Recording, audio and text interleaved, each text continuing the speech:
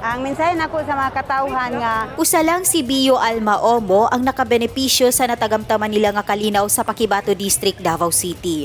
Ang lugar na ilaka niadto nga kuta sa rebelding NPA, hinungdan nga nag-aginod ang kalambuan sa lugar. Na sinati pa kini ni Omo apan dihang gihingusgan ni Davao City Mayor ug presumptive Vice President Sara Duterte Carpio nga iasdang ang Peace 911 sa lugar niadtong 2018, hinay-hinay kining miuswag.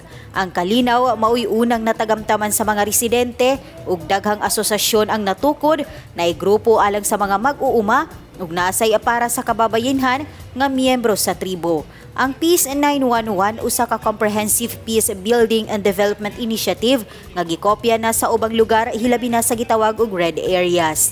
encourage pud nako sa akong mga kauban nga tribo nga dili gid nato ikaulaw ning amo ang tribo nga kani maghimo mi ani pare ani mga attire o mga beads o ganing handicraft kay amo ning ipasigarbo gyud sa amo ang tribo nga kami nagid mi ani nga amo ang mga cultural nga kagamitan.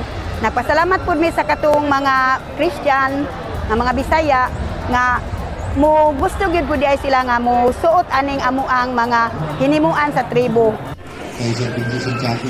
Giduyugan sa mga opisyal sa gobyerno ang mga residente sa Paquibato sa pagsaulog sa ika-4 nga anibersaryo sa Peace 911 kagahapon.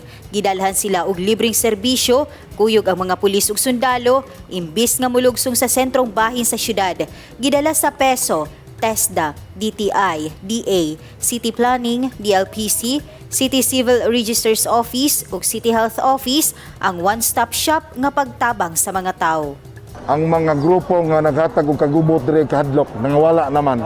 Naabot ang kalinaw dire na ang mga tao, so kailangan i-sustain ang programa sa gobyerno. No, in order for that to be effective, kailangan pas inanaan na type-based caravan para makita sa mga tao brag one-stop shop. Different agencies of the government, including the Army, PNP, and all other very essential agencies of the government, kailangan na sila dire para ang mga tao niya, dili na sila mo ang tuglayo. Apil sa serbisyong gidalit sa Peace 911 ang libreng gupit, orientation sa business permit application, nasay gipanghatag nga libreng seedlings ug nalipay sab ang mga bata kay gihatagan sila og mga dulaan ug labaw sa tanan, adunay libreng x-ray ug medical check-up.